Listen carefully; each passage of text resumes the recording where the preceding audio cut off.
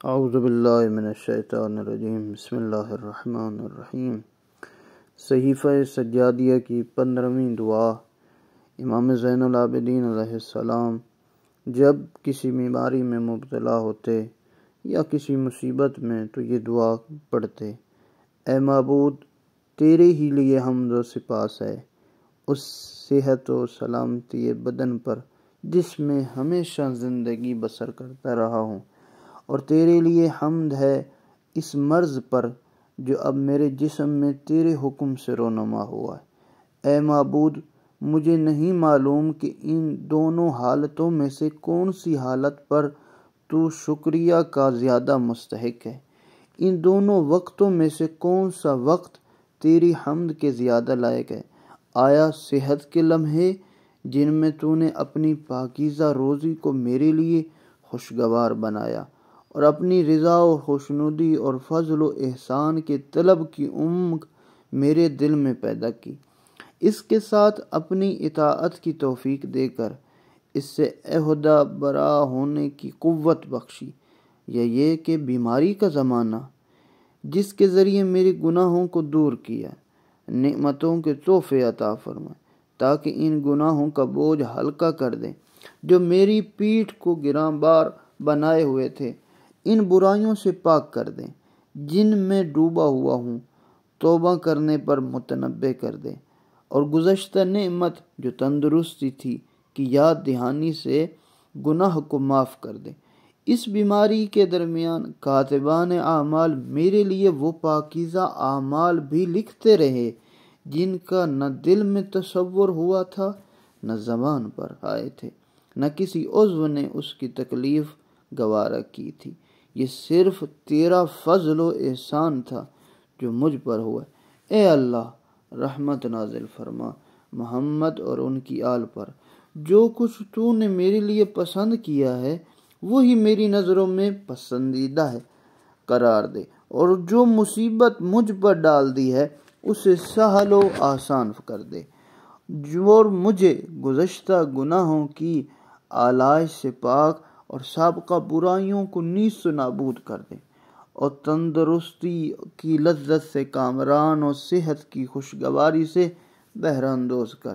مجھے اس بیماری سے چھڑا کر اپنے عفو کی جانب لے آ، اور مجھے اس بیماری والی حالت سے نکال دے، اور مجھے نجات دے اپنی راحت تک، اور اس شدت و سختی کو دور کر دے اور وسعت کی منزل تک پہنچا دے، اس لیے کہ تو بہت زیادہ احسان کرنے والا ہے، بہت زیادہ نعمتیں بخشنے والا ہے۔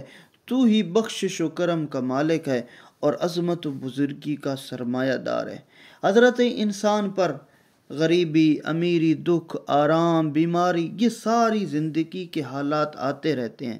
امام زین العابدین علیہ السلام نے ذات پروردگار کے حضور یہ کہا ہے کہ میرے اللہ، میں کون سے اوقات میں تیری شکرانے زیادہ کروں، تیری تعریف زیادہ کروں، ان حالتوں میں زیادہ تیری تعریف کروں، تیرا شکر کروں جب مجھے صحت ملتی ہے، میں صحت یاب ہوتا ہوں، میں ٹھیک ہوتا ہوں، یا ان ایام میں کہ جب مجھ پر بیماری آتی ہے۔ اس بیماری کا فائدہ ایک یہ ہے کہ انسان کے گناہ مٹ جاتے ہیں۔ یہ جو وزن ہو جاتا ہے، بھاری ہو جاتا ہے انسان کے اعمال، ان گناہوں کی وجہ سے امام علی ابن ابی طالب علیہ السلام فرماتے ہیں، مرض گناہوں کو دور کرتا ہے، اس طرح جھاڑ دیتا ہے جس طرح پتے جھڑتے ہیں۔ دوسرا فائدہ یہ ہے کہ انسان حالت مرض میں اپنے گناہوں پر نادم ہوتا ہے، توبہ کرتا ہے، اللہ سے لو لگاتا ہے۔ اسی طرح ذات پروردگار بھی ارشاد فرماتا ہے کہ جب انسان دکھیا ہوتا ہے، پریشان ہوتا ہے، تو اپنے پہلو پر لیٹا ہو یا بیٹھا ہو یا کھڑا ہو ہمیں پکارتا ہے۔ تیسرا فائدہ اس بیماری کا یہ ہے کہ اس سے صحت و عافیت کی صحیح قدر و قیمت کا اندازہ ہوتا ہے۔ انسان جب صحت یاب ہوتا ہے، صحیح ہوتا ہے، تو اس وقت اپنی یہ تندرستی والی نعمت کی طرف توجہ نہیں کرتا، لیکن جب بیمار ہوتا ہے اور پھر وہ اپنی اس نعمت کی طرف متوجہ ہوتا ہے۔ پیغمبر اکرم کا بھی ایک فرمان ہے اسی چوتھا فائدے کے عنوان سے کہ جب مرض کی وجہ سے انسان کے عمل کی رفتار سست ہو جاتی ہے یا عمل کے قابل ہی نہیں رہتا، تو جن اعمال کو صحت کی عالم میں وہ انجام دیتا تھا تو اسی طرح نامہ اعمال میں برابر وہ درج ہوتے رہتے ہیں۔ تو اسی طرح پیغمبر کا ایک فرمان ہے جب مومن بیمار ہوتا ہے تو خداوند عالم اس فرشتے کو جو اس پر مقرر ہوتا ہے حکم دیتا ہے کہ مرض میں بھی اس کے وہ اعمال جنہیں وہ انجام دیتا تھا لکھتے رہو، کیونکہ اسے مرض کے شکنجے میں اسیر کرنے والا ہی میں ہوں۔